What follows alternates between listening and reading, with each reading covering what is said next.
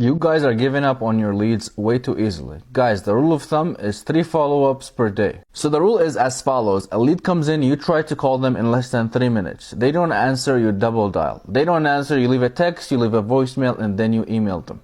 So this highlights the facts that you need to do a multi-channel approach in your follow-ups, and then you follow up 3 times a day. At 10 a.m., at 3 p.m., and between 5 to 8 p.m. when people are off of work. You're actually going to find that these people are going to be easier to get a hold of after they get off of work. If you're a contractor and you deal with homeowners, these people, the only way they were able to afford a home is to have a 9-to-5 job.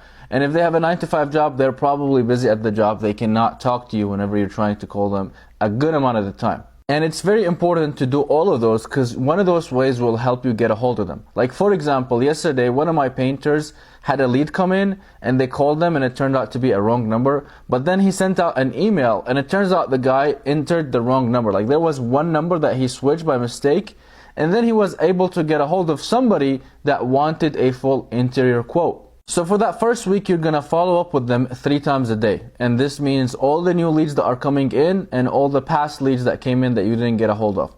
You're going to follow up with everybody. I know it's a lot of work, but literally getting in touch with one more person, closing one more deal could mean a few $1,000s in literal profit. So for the first week, you're going to do follow-ups every day. For the second week, you're going to do a follow-up every other day. And then for the third week, you're going to do a follow-up every 4 or 5 days. And then after that, you're going to follow up maybe once a week or once every 2 weeks. But you keep them in your pipeline, guys, until you hear back from them, until they tell you, hey, stop texting me. I actually hired a contractor other than you, or I'm not interested in doing this job. Or they tell you, come, let's do an estimate. And the reason I say that is because I was having a conversation with one of my guys as a receptionist, and she was literally telling me that she sometimes gets a hold of leads 2 or 3 weeks after they came in, like they were too busy to respond.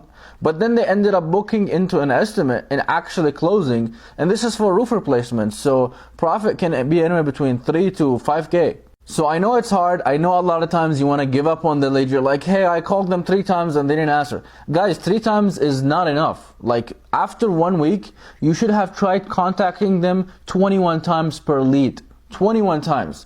Like it's a lot of work, but trust me guys, this a lot of work will literally build your pipeline. This is why I stress hiring somebody to handle your leads. So take it from me, I work with so many contractors. This is the best thing you can do for your business, is sit down whenever you have nothing going on and follow up with your leads.